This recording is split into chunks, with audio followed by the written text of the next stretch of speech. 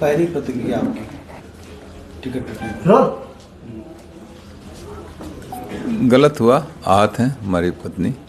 मुझे कोई बहुत ऐसा नहीं कि बहुत आश्चर्यजनक घटना है। मैं पहले भी 3 बार मेरे साथ ऐसी घटना घट चुकी है। तो मेरी पत्नी के लिए पहली घटना थी, श्रीकला जी के लिए वो आहत हैं।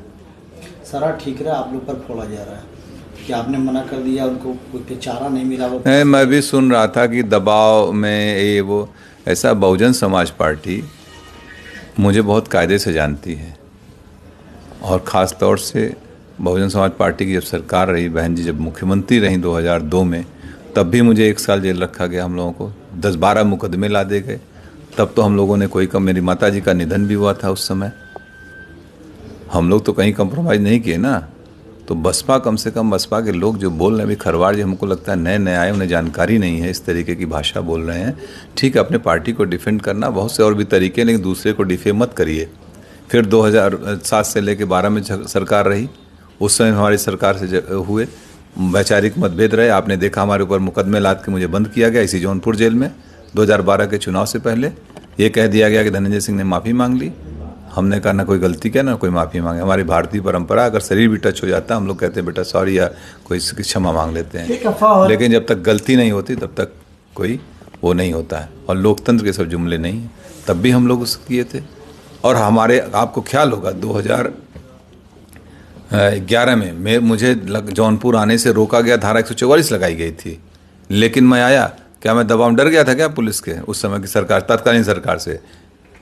और अभी आप लोगों के सामने 2020 में तमाम आरोपों से अफवाहें चल रही थी ना। बाई इलेक्शन लड़े थे कि नहीं? हम लड़े थे। प्रदेश में कई लोग लड़ रहे थे इंडिपेंडेंट। तो इस तरीके की फर्जी बातें न बोलें। बहुजन समाज पार्टी भी देखा, अमेठी टिकट काटा, बस्ती काटा, आजमगढ़ काटा, बनारस काटा, एक एक दिन 2 दिन पहले। तो ये इनका हो सकता है कोई इनकी कार्यशैली हो, कोई अपना हो। तो आप अपना काम करिए, जो करना ठीक है, लेकिन लोगों को गुमराह मत करिए। 2024 के लिए क्या बचा है आपके पास? अभी निर्णय होंगे 2-3 दिन में लोगों के साथ बैठ के। जो हमारे तमाम पुराने साथी हैं, बहुत बड़े बड़े सब सहयोगी हैं, जो हमारे ब्लॉक के हैं, ब्लॉक प्रमुख, पूर्व ब्लॉक प्रमुख, बहुत से जिला पंचायत सदस्य हमारे हैं, पुराने साथी, सब लोग बैठ के एक निर्णय लेंगे। तय किया जाएगा, जो उचित होगा वही।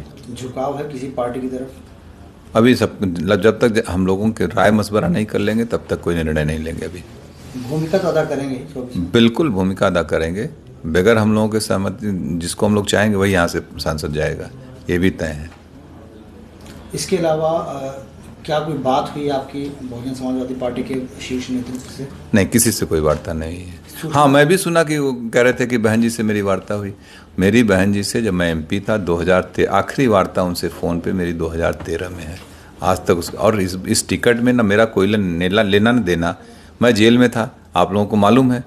पत्नी को अप्रोच करके उन लोगों ने टिकट दिया, वार्ता उनसे हुई, और आरोप हमारे ऊपर लगा रहे हो। इसका मतलब कुछ पहले से ही मनगढ़ंत कहानी रही होगी, ताकि मुझे टो कर दो, मुझे डिफेम करने की बात थी। कोई खेल समझ में आ रहा है क्या इसमें?